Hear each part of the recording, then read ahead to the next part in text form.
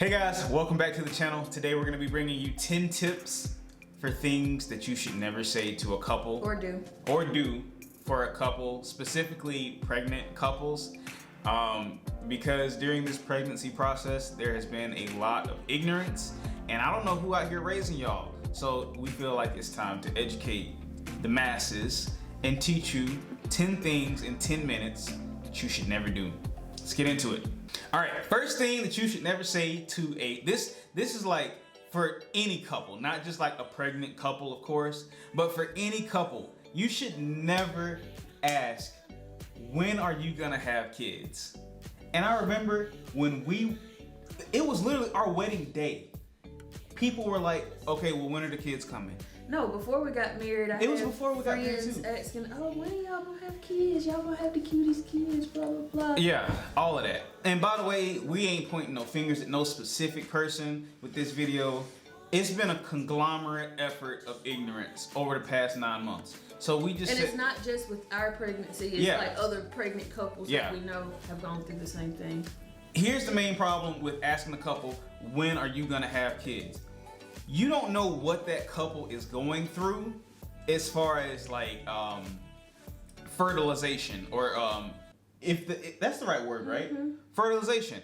So the male could be infertile, the female could be infertile. They could be trying. They could be trying plus years, and it's just a very sensitive topic, because it would be terrible if you were to go and ask, when are you gonna have kids, and deep down this couple knows that they've been trying to have kids for like 2-3 years and they just can't get pregnant. Let them have kids when they want to have kids. Number 2, how many kids do you want?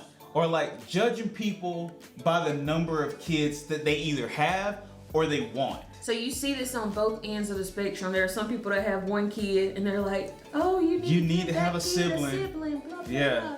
And then you have people with kids that have like multiple, like, or people who have like multiple kids, a whole tribe, and they're like, you need to stop. You got too many kids. How you gonna look? As long as everything working down there and they want kids, you ain't paying their bills, like you ain't feeding their mouths. So just hush. Like if me and Kim want 17 kids and God is willing to give us 17 kids, then that's our 17 kids. If we want just Aiden, then that's us. We want just Aiden. But like, again, with like the people who only want to have one kid, you don't know what other health issues that mom had. Right. So if a mom has one kid and she knows that she barely made it through to have that one kid, don't open your mouth to ask when she gonna have the next one, when it was a blessing that she even had the first one. And survived it. Number 3 is the best one of the list. I have to say, we should have saved number 10, but we're gonna let it be number 3 because 3 is my favorite number. You so big. Are you having twins? Look at your belly. It's so big and round. Man, from like to a certain extent, it's not necessarily wanted from everybody. Especially if that mom was already dealing with a lot of like negative body image issues before she got pregnant. Women go through so much and their body changes so much when they get pregnant, and their body will never be the same pre-pregnancy compared to post-pregnancy. So to say, oh, you look so big, or are you having twins and you not really having twins, I feel like that's just like negative, like, I feel like that's just a negative thing to say to a mom. My thing is, I can't wrap my mind around like what would make you fix your mouth to say something like that. Even if a person isn't pregnant and they're just heavy set, like, would you comment on their weight then? Yeah. Like, or vice versa, if they were really skinny, like, would you make comments about them being skinny? But people do. Like, it doesn't make sense to me. Like, why? The only thing you should be saying is, oh, you're glowing. Even if they aren't glowing, tell them they're glowing. Yeah, even if they look dead beat, tell them they glowing, because they love that. They eat it all up. They eat it up. All right, so number 4 kind of piggybacks off of number 3. Don't assume that somebody is pregnant. This one is an awkward one, because this hasn't ever happened to us, but it's happened to some of our friends where, you know, maybe you having a bad week, or maybe it's that time of the month and the woman is just, you know, bloating. Don't ask if someone is pregnant, but it also goes for the people who are trying to get pregnant, and then people in their family or friends will be like, "Are you pregnant this month? Are y'all pregnant yet?" That type of thing. Oh man, this one is rough. Like, just because a woman like looks different, or if she's acting different, or is going to the bathroom more often than she normally would, that doesn't necessarily mean somebody is pregnant. I had that happen a lot to me. Yeah. Because I was working out and I was drinking a lot of water, so I would go to the bathroom a lot. And people were like, "Are you sure you aren't pregnant?" And like, you kind of force that person to tell you if you are pregnant if they're asking, "Are you pregnant?" They may not be. I just lie. I mean, that's what I did the first couple of weeks after I found out. Some people don't feel comfortable telling until they get to like a specific week. I think we waited until like week 12. Some people wait a little bit longer because there is a significant decrease in the likelihood of you having a miscarriage once you get to what, like week 12, I think it is. 12. Don't quote me on it, but I think it's week 12. There's a significant decrease in the chance of you having a miscarriage. And I know for us that was one thing, especially with this being our first experience, we wanted to make sure that like we weren't gonna have to go through that, and thank God we didn't have to go through that.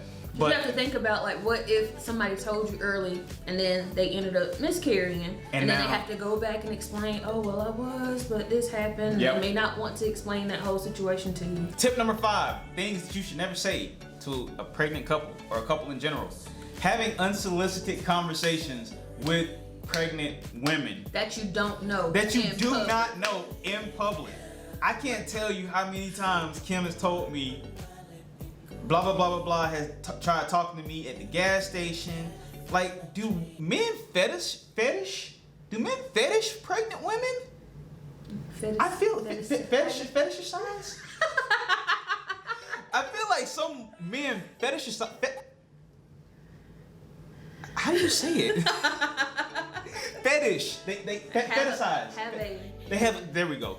They have a fetish for pregnant women. I don't think men care. I don't think they care. We went into Lowe's one day. Somehow Brandon left me. I'm pushing the buggy trying to catch up with him like always. And this guy walks by me and he's like, "Oh, you carrying low. You must be having a boy." And like and it went on for so long, and Kim was like trying to scoot away for so long that I had went across the store, got the thing that I was looking for, came back to Kim, and he was still like trying to egg on this conversation. And like you could tell that like Kim was so uncomfortable. And we in Corona, bruh, I limit conversations to pregnant women, especially if you don't know them. Don't make them feel uncomfortable. This is for the friends and family that do know you. For all of the unsolicited advice. I understand that like the advice comes from a good place. It comes from a very good place. But like my personality type, I'm the type I want to jump in hands on. Yeah, like I want to figure it out on my own. And if I come to something that I have questions about, then I'll ask. Let me ask, yeah, because like both of us are very hands-on, and we want parenthood to be a very organic experience. Now, of course, like there's some things that we're reading up on and learning about, so that we aren't just totally parenting in the dark.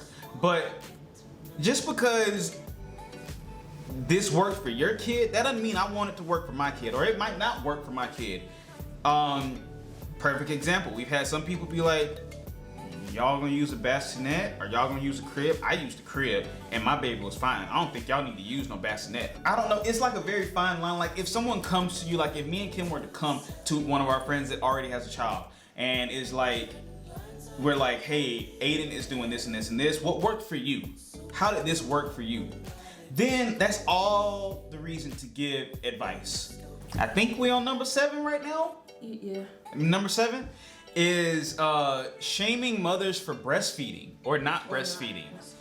This is a very sensitive one, because and this isn't even like examples coming from like friends or family. This is just stuff that we've read up on. And some of our friends on social media have been talking about that we've like chimed in on. But breastfeeding is another one of those very sensitive topics that like you have some moms that like I group them into 3 categories, and you tell me if I'm wrong or not. Okay. But you have the moms that just ain't no way they're gonna breastfeed. They don't want to do it. Then you've got the moms that definitely want to breastfeed. And then you got the moms that are on the fence and they're like, if I can do it, I can. If I can't, I'll use formula. Yeah.